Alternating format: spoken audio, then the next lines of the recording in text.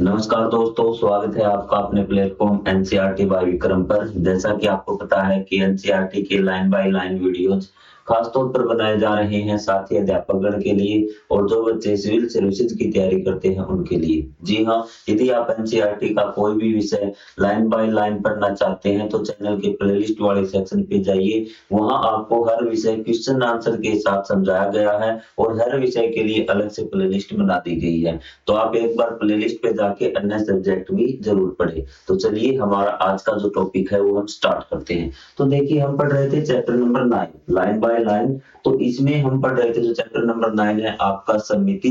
तो हमने पिछले जो पार्ट किए हैं उसमें हमने समिति की रेखा देख ली है और अब हम पढ़ रहे थे घूर्णन समिति। तो घूर्णन समिति क्या होता है, मैं आपको एक बार रिवाइज करवा देता हूँ पीछे वाला पार्ट वाला। और यदि आप इसी प्रकार line by line complete math करना चाहते हैं तो चैनल के प्लेलिस्ट वाले सेक्शन पे आपको मैथ की प्लेलिस्ट मिल जाएगी। अब घूर्णन समिति क्या होता है कि घूर्णन समिति इस प्रकार से होता है कि आप किसी भी चीज को घुमाएंगे।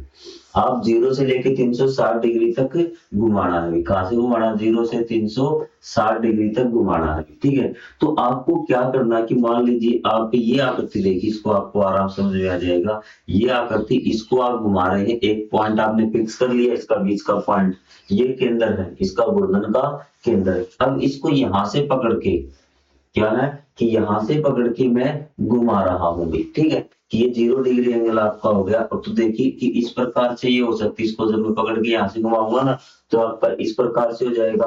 फिर और घुमाऊंगा, आप यहाँ पे देखिए कि इस प्रकार का हो जाएगा कि इसको पकड़ के मैं ऐसे घुमा रहा हूँ। आ रही बात समझ में? और एक टाइम ऐसा आएगा कि इस प्रकार का हो जाएगा, यहाँ पर किस प्रकार का हो जाएगा, यहाँ पे जब मैं इसको पकड़ के ऐसे बीच में से घूम रहा है, गोवर्धन के अंदर क्या है, बीच में से ऐसे यहाँ से पकड़ के इसको इस प्रकार से मैं घुमा रहा हूं तो ये यहाँ आ गया। अब देखिए बिल्कुल वैसा ही दिख रहा है जैसा स्टार्टिंग में था। हाँ सर, दिख रहा है। तो ये क्या है, इसमें घूर्णन सममिति है। हाँ सर, घूर्णन सममिति है। तो इसका कोण क्या हुआ घूमने का कि कितनी डिग्री आपने घुमा, तो कोण पता करने के लिए आप इस प्रकार से लाइन खींच लीजिए। अब आपने यहाँ से स्टार्ट किया था ना, इस पॉइंट को जहां से आपने घुमाना स्टार्ट किया था उस एक पॉइंट को पकड़ लीजिए किसी भी चीज को। तो यहाँ से आपने पकड़ा था एक पॉइंट, इस प्रकार से यहाँ पे पहुंच गया। देखो यहाँ नीचे पहुंच गया ना। तो आपने बताइए कि ये कोण कितने डिग्री का होता है? आप कहेंगे सर ये 180 डिग्री का होता है। कोण पहचान लीजिए, अगर आपको इतना घुमाएंगे तो 90 डिग्री, इतना घुमाएंगे 180 डिग्री, इतना घुमाएंगे 270 और इतना घुमाएंगे 360। तो इसके और कोण कौन से होंगे? एक तो आपको 180 का मिल गया, पिछला रिवाइज कर रहा हूं फिलहाल तक, 180 का मिल गया। अगला आपको निकालना तो सिर्फ 180 से आपको 360 तक जाना है, वो भी मल्टीप्लाई करके। फिर आप 2 से मल्टीप्लाई कीजिए 180 को। तो 180 को आपने 2 से किया तो कितना आ गया? 360 भी गुणा में 2, 360 आ गया। तो ये आपके दो घूर्णन हो गए। क्या हो गए? दो आपके घूर्णन के कोण हो गए इस आकृति के, एक 180 और एक 360। क्लियर है? बढ़े हम हमारी आगे की क्लास की तरफ, ताकि हमें आज का जो टॉपिक है वो कवर करना है। तो आपको पिछली चीजें रिवाइज हो गई होंगी कि घूर्णन का कोण क्या होता है, घूर्णन का केंद्र क्या होता है और क्या घूर्णन समिति क्या होती है। थोड़ा सा और हम डिस्कस कर लेते हैं इसके बारे में। और एक बार जिन्होंने ये पार्ट जो देख रहे हो, एक बार प्लेलिस्ट से जाके पीछे वाला पार्ट जरूर देख के आए, ताकि उनको आगे का तभी समझ में आएगा अच्छी तरीके से जब उन्होंने पीछे का पढ़ रखा। रिवाइज कर रहे हैं तो कोई दिक्कत नहीं, आप यहाँ से करते रहिए। हम 4 और 2 सममिति के कोणों वाली आकृतियों को देख चुके हैं। ठीक है, हमने 2 आकृतियां देखी थी जिसमें एक तो 4 सममिति के कोण थे और एक 2 कोण थे। इस प्रकार की आकृति देखी थी। मैं आपको बता देता हूं कि ये जो आपका स्क्वायर है ना, वर्ग जिसको बोलते हैं, जिसकी चारों भुजाएं बराबर होती है, ये देखिए ये रेफरेंस पॉइंट है। आप पहले इसको इस प्रकार से घुमाएंगे, कहीं पे भी इसको ले आइए। आप यहाँ था रेफरेंस पॉइंट, अब आपका यहाँ आ गया। अभी रेफरेंस पॉइंट को मैं रेड कर देता हूँ एक बार कि रेफरेंस पॉइंट जब आपका यहाँ आया तो भी क्या हुआ, बिल्कुल सेम है। फिर आपका जो रेफरेंस पॉइंट है कि आपका यहाँ आ गया तब भी सेम है, और रेफरेंस पॉइंट जब आपका यहाँ आया तब भी सेम है, और रेफरेंस पॉइंट जब आपका वापस यहाँ चला गया तब भी सेम। तो देखिए चारों दिशाओं में क्या बिल्कुल सेम है। तो इसका कोण कितना हो गया सर? आपने इसको कहा था कि आपने यहाँ से यहाँ तक घुमाया है। देखो यहाँ से कहां तक घुमाया है? यहाँ तक। तो इसका मतलब कितना हो गया रेफरेंस पॉइंट 90 डिग्री। तो इसका पहला कोण हो गया आपका 90 डिग्री, दूसरा आपका हो गया 90 से 2 से गुणा कीजिए 180, फिर आप 3 से गुणा कीजिए 370 और फिर 4 से गुणा की 360। चार आपके घूर्णन के कोण इसके हो गए वर्ग के। और मैंने आपको दो बताए थे, एक 180 और एक 360 आपका आयत के घूर्णन के कोण होते हैं। अब हमें बात करनी है चार कोणों वाली आकृति थी आपकी वर्ग, और दो कोणों वाली घूर्णन के कोण वो आपकी कौन सी थी, आयत थी। ये आपसे एग्जाम में पूछ सकता है। अब हम बात कर रहे हैं कि जिससे ठीक तीन सममिति के कोण हो, क्या आप इसके लिए किरण संबंधी भुजाओं का उपयोग कर सकते हैं। सबसे पहले देखिए कि इसका जो आंसर है ना वही हम देने की कोशिश करते हैं, इसके अनुसार एक बार समझने की कोशिश करते हैं। क्या हम एक ऐसी आकृति प्राप्त कर सकते हैं जिससे ठीक सममिति के कोण हो। हाँ जी, हम बिल्कुल प्राप्त कर सकते हैं जिसके तीन सममिति के कोण हो। क्या आप इसके लिए किरण संबंधी भुजाओं का उपयोग कर सकते हैं। हाँ, हम किरण संबंधी भुजाओं का उपयोग कर सकते हैं। बिल्कुल मैं आपको समझाऊंगा कि किरण संबंधी नियम क्या है। अभी जस्ट आपसे हाँ या ना में पूछ रहा है, एक्सप्लेन हम आपको आगे करेंगे। नीचे दी गई आकृति के अनुसार तीन किरण संबंधी भुजाओं को लेकर प्रयास करें। इसके कितने सममिति के कोण हैं तथा ये कौन से हैं। नीचे तीन किरण संबंधी भुजाओं वाली एक आकृति दी गई है। ये एक आकृति दी गई है और आपको चेक करना है कि इसके सममिति के कोण कितने होंगे। आपको आगे बात समझ में, ठीक है। तो आपको इस आकृति में चेक कर, आप इसको वैसे चेक नहीं कर पाएंगे भी सीधा देखने से, ठीक है। किरण संबंधी नियम अब आपको फिलहाल नहीं पता है, हम डायरेक्ट ही जो हमारा मैनुअली तरीका है उससे ही प्राप्त करेंगे क्या इसमें सममिति है या नहीं। आपको क्या करना है कि ठीक ऐसी ही एक आकृति और बना देनी, बिल्कुल डिट्टो ही, ठीक है। और आकृति में बनाने का अगर आपको तरीका बताऊं ना, तो आपको क्या करना, वो करते ना बच्चे सरसों का तेल लगा के बिल्कुल दिखने लगेगा, और उस पे इस पे रख के एक आकृति ऐसी कैसी बना, उसको काट लीजिए। क्या कर लीजिए, काट लीजिए। तो आप पहले सबसे पहले जैसे आपने काट दी, उसको उठा के इस पे रख के देखना, रख दिया आपने, हाँ सर हमने रख दिया। फिर इसको घुमाना भी ऐसे करके कि मान लेते हैं कि ये आपकी हो गई, इस प्रकार से रख दिया आपने। लाइन इस पे है, ये लाइन मेरा अंगूठा दिख रहा है आपको, ऐसे अंगूठा शायद आपको नहीं दिख रहा हो, तो इस लाइन को फिर उसको पकड़ के आकृति को इस प्रकार से घुमाना। यहाँ लाके देखना, जब आपने यहाँ लाकर देखी या इसके ऊपर लाके देखी, ये दो हो गई ना, आपके पास दो आकृति हो गई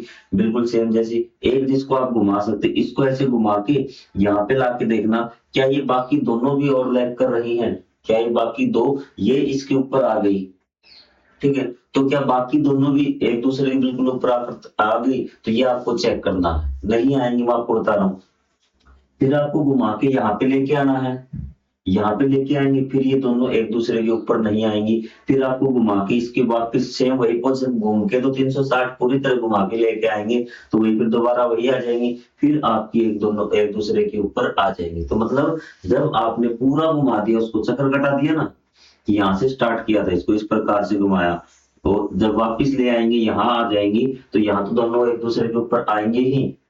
चीजें क्लियर आपको, एक बार ऐसा आप करके देख सकते, वैसे मैंने आपको बता दिया। इस आकृति की एक पट्टी बनाइए और काट लीजिए। इस आकृति के जैसे एक आकृति और बनाई, इसको काट लेना है। इस आकृति के कटआउट को घुमाकर इसके घूर्णन कोण निर्धारित कीजिए, मतलब इसके ऊपर घुमाकर आपको घूर्णन कोण निकाल के। मैंने आपको बता दिया कि नहीं निकलेगा कोई कोण, जब आप बिल्कुल पूरी तरह घुमा देंगे तो एक ही कोण आएगा 360 डिग्री का। हम देखते हैं कि केवल एक संपूर्ण चक्र था 360 के घूर्णन में यह आकृति अपनी प्रारंभिक स्थिति में वापस आ जाती है, इसलिए इस कोण में इसमें कोई घूर्णन सममिति नहीं है। तो यहां से जवाब लीजिए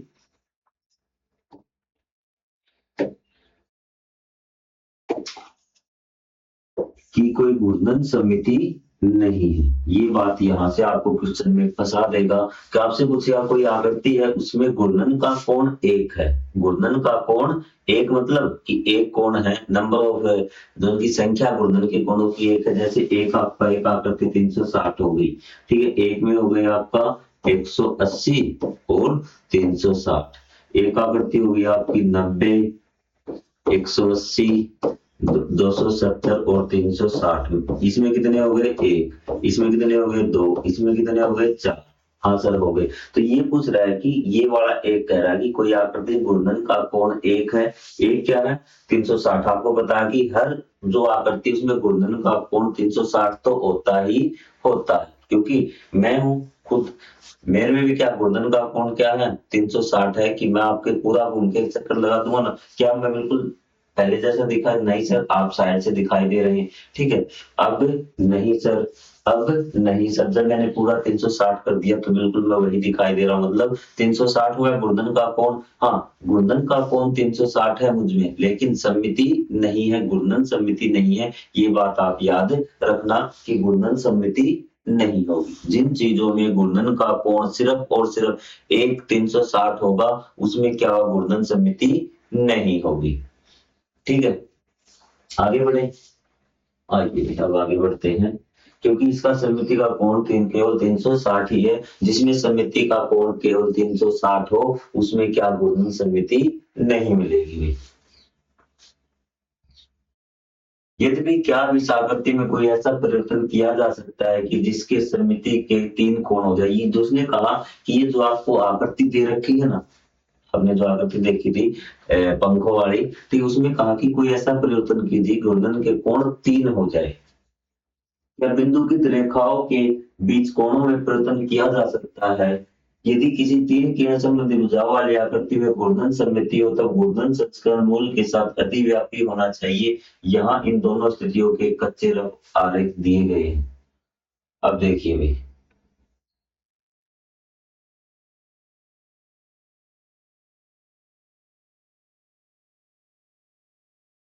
ठीक है, तो इसने क्या कहा है, ध्यान से देखना है अभी, कि यदि किसी 3 किरण भुजाओं वाले में घूर्णन सममिति होगी, ठीक है, जब किसी में क्या हो, घूर्णन सममिति हो, तब क्या होगा, 3 किरण वाले भुजाओं की बात कर रहा है, तब घूर्णित संस्करण मूल के साथ अतिव्यापी होना चाहिए। यहाँ इन तीनों स्थितियों के कच्चे रफ आरेख दोनों स्थितियों दे रखे। यदि इन दोनों आकृतियों को अतिव्यापी होना है, तो आप इन कोणों के बारे में क्या कह सकते हैं? अब इन कोणों के बारे में देखना है कि हमें क्या कहना है। सबसे पहले भी इसने कहा अतिव्यापी मतलब बिल्कुल एक दूसरे के, अगर घूर्णन कोण की घूर्णन सममिति क्या होगी, जब वो एक दूसरे के ऊपर आएंगे, ठीक है, कि बिल्कुल एक जैसे हो जाएंगे, सेम। तो आपको क्या करना होगा कि ये जो आपके कोण ए को कोण बी के साथ अतिव्यापी होना चाहिए, और कोण बी को बी के साथ अतिव्यापी होना चाहिए, सी को ए के साथ अतिव्यापी होना चाहिए। तो इसका कहने का मतलब है कि ये जो आपका पहली कंडीशन है भी, आपकी सुन लीजिए भी, पहली कंडीशन कि ये जो आपके कोण है ना डॉट वाले भी, ये लाइन जो आपने बना रखी है चाहे किसी प्रकार की हो, इनके बीच में बिंदु की रेखा है ना, इनके बीच में कोण बराबर होना चाहिए। पहली कंडीशन ये है। आपको आगे बात समझ, आपकी किरणों वाली कोई रेखा है, उसके बीच में क्या है, कोण सभी में बराबर होने चाहिए। अगर सभी में कोण बराबर नहीं है तो क्या होगा कि उसमें क्या है, आपका सममिति नहीं होगी, घूर्णन सममिति नहीं होगी। आप देखते ही बता देंगे भी। अब सुन लीजिए मेरी बात की, आप देखते ही बता देंगे कि ये एक आकृति मैंने बना दी है, ठीक है, इसके बीच में कोण 110 का, कितना है, 110 का, ठीक है।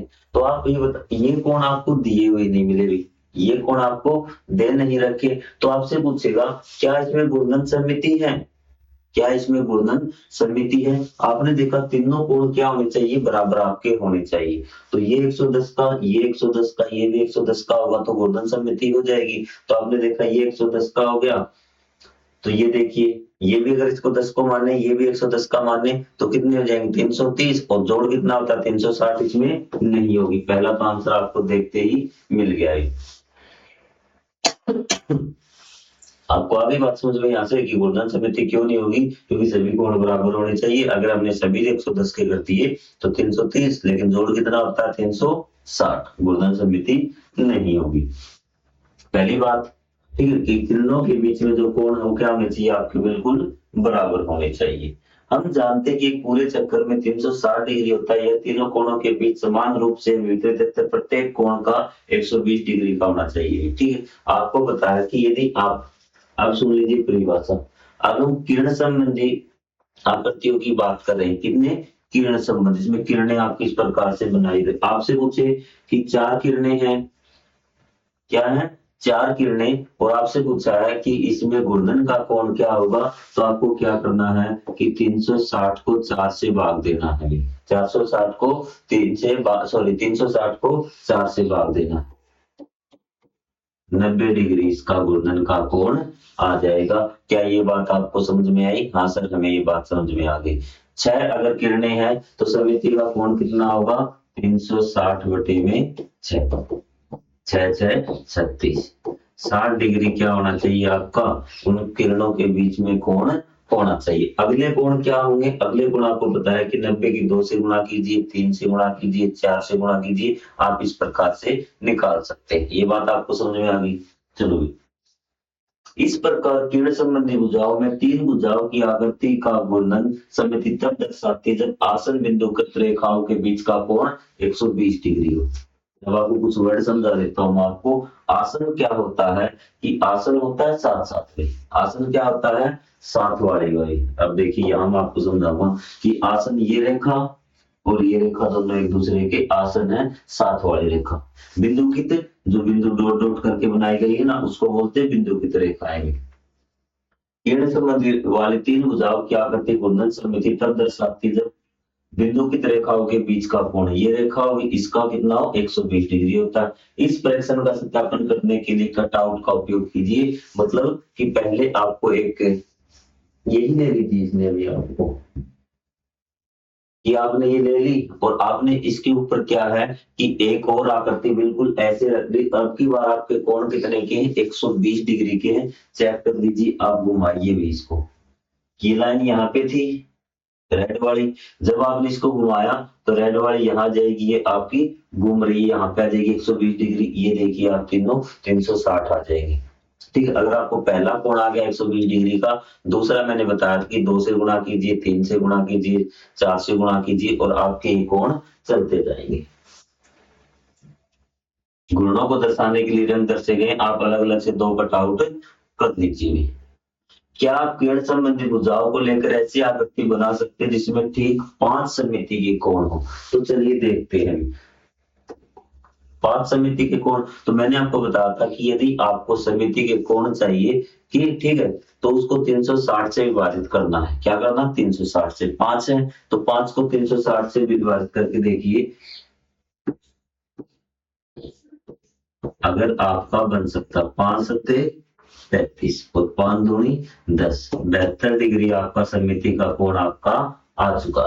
ठीक है, पूरा पूरा कट रहा। हाँ जी, हम आकृति बना सकते हैं जिसमें 5 समिति के कोण हो, तो उसमें हाँ हम लिख देंगे, हाँ बना सकते हैं, क्योंकि 5 पूरा पूरा कट रहा 360 से। जितने कोण हो ना, उतने आपको समिति का कोण भी निकल जाएगा। 360 से आपको डिवाइड करना है। आपसे पूछे कि समिति के कोण 4 है तो समिति का कोण का माप बताइए। एक तो संख्या कितनी है? 4 है, और समिति के कोण कौन कौन से होंगे? इसमें देखिए कि कोण कितने हो गए? कोण तो 5 है, लेकिन कोण का माप कितना है? 72। आपसे पूछेगा एक आकृति है, उसमें समिति के कोण 3 है और समिति के कोण का माप बताइए, तो हमें बताया कि समिति के कोण 3 है ना, तो समिति के कोण कौन से होंगे? 360 बटे 3, 3 एकम 3, 3 दूनी 6, एक तो 120 होगा, फिर इसको 360 कर लीजिए, 240 और 360 ये होंगे आपके। आपको ये बात आई समझ में कि समिति के कोण और समिति का कोण में क्या रिलेशन है? क्लियर है? अब यहाँ आगे आ जाइए भैया।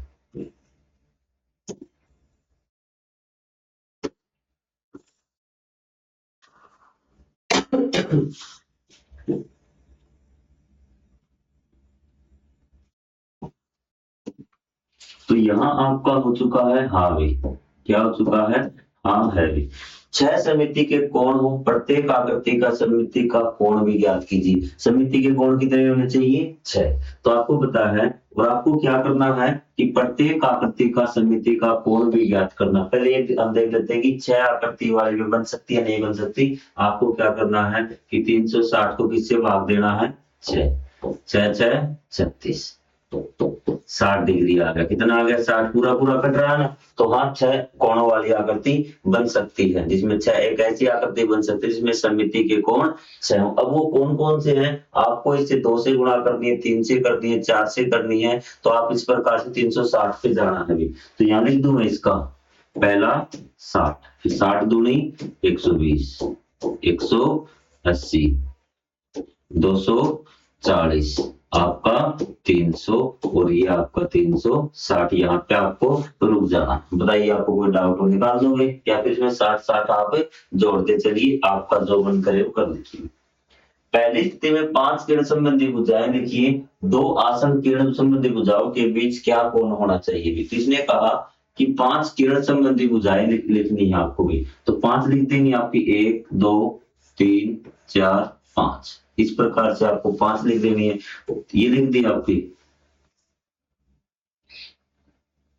और 2 आसन किरण संबंधी भुजाओं के लिए क्या कोण, कितना कोण होना चाहिए? अगर आपको 5 कोण चाहिए, 360 से हमने भाग दे के देखा था, तो इसको पूछ रहा है आपका इसमें 5 किरण हो तो 5 कोण होने चाहिए ना। तो 360 को जब हमने 5 से भाग दिया था तो क्या आया था सर? 72 आया था। तो इनके बीच में क्या कोण होना चाहिए? 72 मतलब 72 डिग्री का कोण सभी के बीच में होना चाहिए। अगर आप चाहें तो आप डे की सहायता से इसको बना भी सकते हैं, लेकिन रफली आप बना लीजिए, कोई दिक्कत नहीं है। आगे बढ़ जाए हम। एक ऐसी किरण संबंधी भुजाओं से बनी आकृति जिसमें 7 ठीक सममिति के कोण हो गए। ठीक है, तो आपको क्या करना है? एक ऐसी किरण संबंधी भुजाओं से बनी आकृति जिसमें 7 सममिति के कोण हो गए। तो 7 सममिति के कोण, चलो देखते हैं कि 360 बटे में 7, 360 बटे में 7। तो इसको देखते हुए 7 पंजे 35, 7 पंजे 35, कितना बच गया? 1 बच गया, मतलब ये हो गया 10। 5 दूनी, सॉरी 5 से नहीं, हम 7 से करें डिवाइड। किससे करें? 7 से करें अभी।